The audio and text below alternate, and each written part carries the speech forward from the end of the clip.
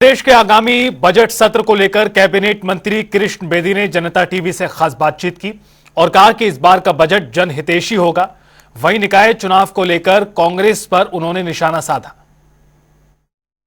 हरियाणा विधानसभा का बजट सत्र 20 फरवरी से शुरू होने जा रहा है। सत्ता पक्ष की क्या तैयारी है और साथ ही विपक्ष ने सरकार को इस बजट सत्र में घेरने के लिए जो तैयारी की है उसको लेकर सत्ता पक्ष ने क्या तैयारी की, इन तमाम मुद्दों पर बातचीत करेंगे। मेरे साथ हरियाणा के कैबिनेट मंत्री कृष्ण बेदी मौजूद हैं। बेदी साहब, बजट सत्र 20 तारीख से शुरू हो रहा है और इस बजट सत्र को लेकर सरकार या सत्ता पक्ष कितना तैयार है? इस बार हरियाणा का 2026-27 का बजट किस तरीके का हो? प्रदेश के लोग क्या उम्मीद करें सर? हरियाणा सरकार की पूरी तैयारी है। प्रदेश के वित्त मंत्री भी हैं और मुख्यमंत्री भी हैं हमारे नायब सिंह सैनी जी। लगातार पूरे प्रदेश के हर वर्ग के लोगों से उन्होंने बैठ के बातचीत की है। लगभग जनवरी के फर्स्ट वीक से वो लगातार हरियाणा का दौरा कर रहे हैं। जितने हमारे औद्योगिक क्षेत्र में जुड़े हुए उद्योगपति हैं, व्यापार जगत से जुड़े हुए व्यापारी हैं, किसान संगठन हैं, मजदूरों के संगठन हैं, हमारे खेल खिलाड़ी के संगठन है, टीचिंग अध्यापक और प्राध्यापक हैं, हमारे जितने पूर्व सैनिक हैं, जितने हमारे कर्मचारी यूनियंस हैं, सभी से 1 to 1 माननीय मुख्यमंत्री जी पूरे हरियाणा का दौरा करते हुए मिल रहे हैं और उनकी क्या क्या समस्याएं हैं, चाहे आड़ती हैं, चाहे हमारे सब्जी के व्यापारी हैं, सभी से हम एक एक विषय पर बात कर रहे हैं और उनके लिए क्या बेटर कर सकते हैं। ये सारी सोच को लेकर हमारी सरकार लगी हुई है और 20 तारीख को हरियाणा प्रदेश का बजट सत्र शुरू होगा। महामहिम राज्यपाल महोदय के अभिभाषण के साथ और उसके बाद ये लगभग हमारा लंबा सत्र चलेगा और हर प्रकार की चर्चा हम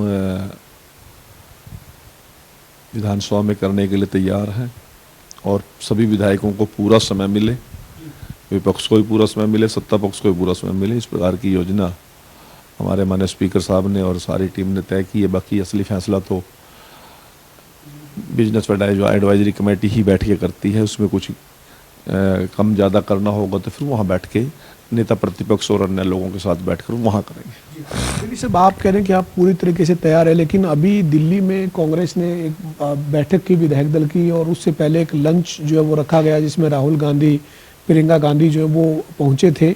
कांग्रेस इस बार पूरी इस तैयारी के साथ है कि महंगाई, बेरोजगारी, भ्रष्टाचार और ख़ासतौर पर जो हरियाणा लोक सेवा आयोग की क्लास 1-2 की नौकरी का मुद्दा है, इस तरीके के तमाम मुद्दों को लेकर पूरी तरीके से जो है वो सरकार को, सत्ता पक्ष को घेरने की तैयारी की है।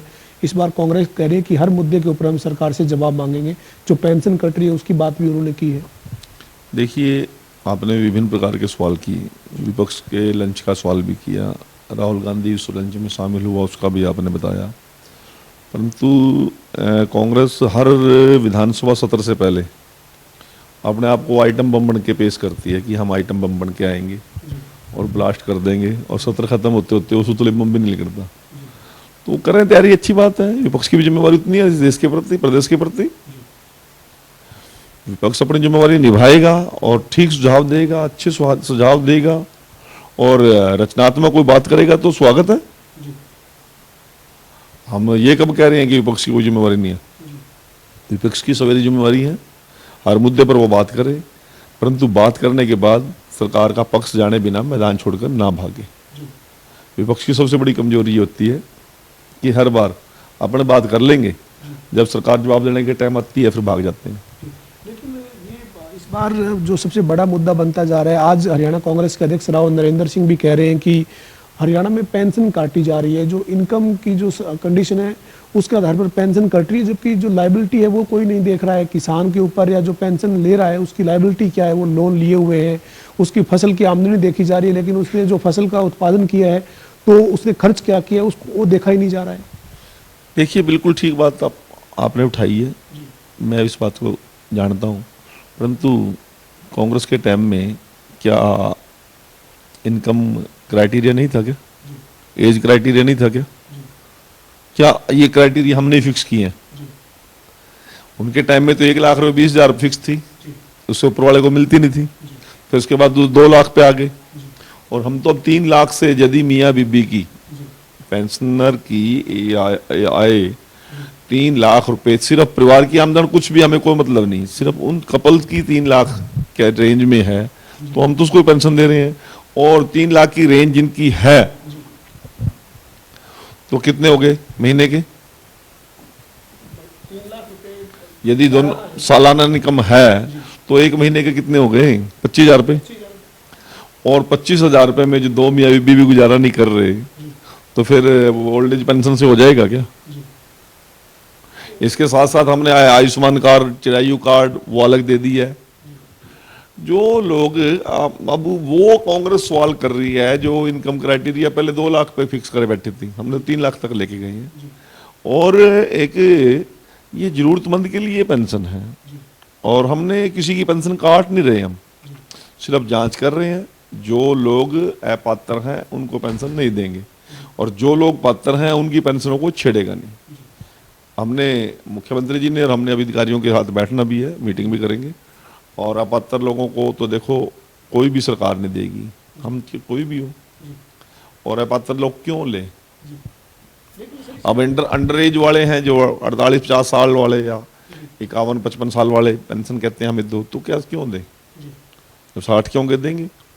तो इस सभी को हम चेक कर रहे हैं और चेक करने में कोई थोड़ी बहुत दिक्कत आ रही है उसको ठीक कर देंगे।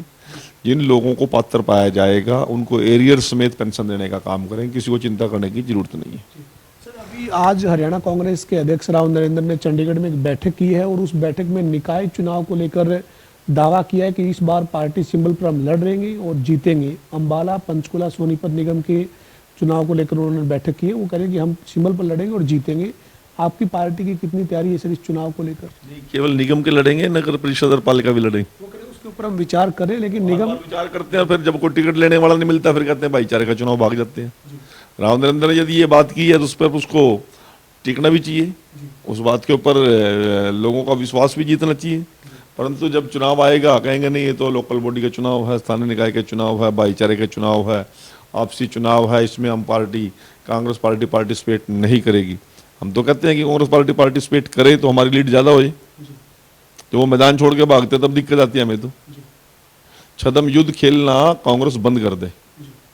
जो लड़ाई लड़नी है तो मजबूती के साथ लड़े, धरातल पर आकर लड़े, आमने सामने आकर लड़े। बयान देना और भाग जाना कांग्रेस की पुरानी आदत हो चुकी है। ये आप मानते हैं कि अगर चुनाव सिंबल पर कांग्रेस पार्टी लड़ती है तो आपके लिए कोई चुनौती नहीं है? चुनौती क्या, हमारी लीड बढ़ेगी। अब सबसे बड़ी समस्या तो यह है कि कांग्रेस की कोई सिंबल लेने के लिए तैयार तो है नहीं कोई। अभी देखना आने वाले चुनाव के अंदर क्या होगा। अगले विधानसभा चुनाव में तो कोई एमएलए की भी टिकट न मांगे इनकी, एमसी की तो कौन लड़ेगा? है नहीं कहीं कहानी 3 में 13 में कुछ है नहीं कांग्रेस के बल। हमारे साथ हरियाणा के कैबिनेट मंत्री कृष्ण बेदी थे, जिन्होंने तमाम मुद्दों पर बेबाकी के साथ बात की और साथ ही खासतौर पर उनका यही कहना है कि निकाय चुनाव लड़ने की बात कांग्रेस कर रही है, लेकिन जब निकाय चुनाव आएंगे तब कांग्रेस के पास उम्मीदवार नहीं होंगे। और साथ ही उनका यह भी दावा है कि अगर कांग्रेस निकाय चुनाव सिंबल पर लड़ती है तो भारतीय जनता पार्टी के जो उम्मीदवार होंगे वो बड़े बहुमत के साथ जो वो चुनाव जीतेंगे। वीडियो जर्नलिस्ट विजेंद्र सिंह के साथ पवन सिंह और जनता टीवी, चंडीगढ़।